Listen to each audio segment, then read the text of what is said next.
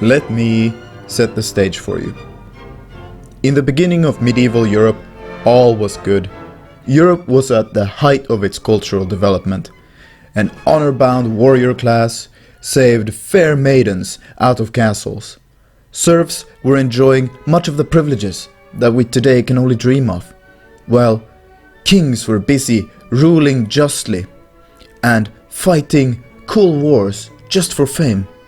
The church spread its word, conquered a continent, slew the pagans, genocided the Gnostics, and arming its people with the truth of God to set Europe on the course of world domination. But all good things can't last. Entropy sets in, and all good men must inevitably pass on. The men who take their place are not always just or deserving. For you see, the devil is crafty and takes on infinite forms, trying in every age to creep in and corrupt and spread lies in any way he can. He wanted to extinguish the light of God that had been lit on the continent, and found his chance through the nerd, that despicable and impish creature. Satan, having realized he could easily lead astray these men of little faith. This he did by circulating the texts of one of his heathen apostles, Aristotle, to the people most susceptible to his twisted logic. The Christian church had early on identified the threat the nerd posed to the church, inventing a genius system of locking up all the virgins in a monastery far away from society, where they could discuss tedious ins and outs of theology to their heart's content day in and day out. It was getting hard to handle, as these nerds who were injected the putrid phlegm of heathen dark logic into their writings, continually dimming the light of God, like the monotonous work of an insect burrowing into the wood and hollowing it out. These nerds set to work over the centuries. In the end, faith was gone, the passion of Christ reduced to be worth less than the ink of the paper they wrote their diatribe on. Thousands of tireless, laboring nerds spitting lies out of their darkened heads, to the deafening march of 1,000,000 pages of texts drowning out the Gospels, who reduce God to a logical solution, his law nothing but an IKEA assembly instruction manual for the peasants to follow. Just buy indulgence and get excited for next indulgence. Kiss rosary for 5 sets of 8, left hand green, right foot yellow.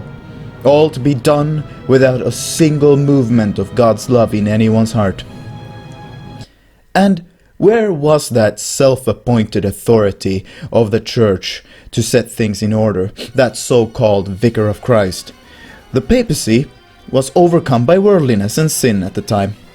Revolutionary in normalizing homosexual relationships in Christian Europe in late medieval, popes were considered virtuous if they only had sex with women for the money they were raking in. Pope Paul II died as he was struck dead by God during an act of sodomy. His successor, Sixtus IV, was described as, quote, a lover of boys and sodomites, end quote, awarding benefices and bishoprics in return for sexual favors, and nominating a number of young men as cardinals, some of whom were celebrated for their good looks. From their seat in Rome, they were more obsessed with bickering over worldly affairs like politics and their cash streams. Just like any organization ruled by Italians, it devolved into a mafia. The popes being angered at the monastic orders choosing to live in a poverty like Christ, making them look bad in comparison, as they were living like the Pharisees of old, having no respect for the law of God and only following their temple rituals. Alexander VI of Borgia, an adulterous reptilian Spanish-Jewish convert, was so evil, so corrupt, and so prideful over his domination over the, quote, stupid Christians, he must have taunted them during one of his many lavish parties while he practiced that typical Med tradition of nepotism, securing for his unqualified son a cardinalship. He later died being poisoned at one of his butt boy foam parties. Sic semper Popetus. At this point, Satan must have been rubbing his hands gleefully then, having succeeded in poisoning the well of Christian doctrine with his heathen-inspired, no-faith-required, logical rationalism on the one hand to drown out the Word of God, while intoxicating the men in charge of stopping him with riches, whores, power, and butt boys. God saw this, and it made him very angry. So one day he had had enough. God had chosen a champion to save his church and put his house back in order. He chose a man of such brilliance, such power, such pure, unquestioning faith and iron will, to which no Pharisee could stand against and hope to prevail.